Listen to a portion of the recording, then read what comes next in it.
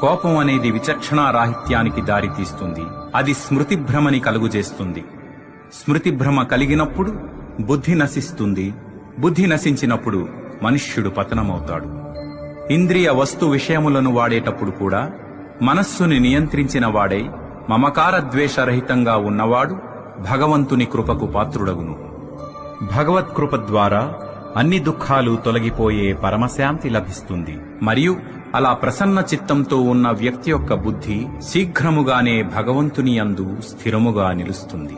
కాని మనస్సు ఇంద్రియములను నియంత్రించని క్రమశిక్షణ లేని వ్యక్తికి స్థిరమైన బుద్ధి కాని నిలకడైన భగవద్ధ్యాస కాని ఉండవు. ఎవరైతే మనస్సుతో భగవంతుని యందు ఎన్నడూ ఐక్యమవ్వడో వానికి శాంతి ఉండదు. మరియు మనశ్శాంతి లోపించినవాడు సంతోషంగా ఎలా ఉండగలడు? ఎలాగైతే బలంగా వీచే గాలి నీటిలో నావను దాని దిశ నుండి పక్కకు నెట్టివేస్తుంది,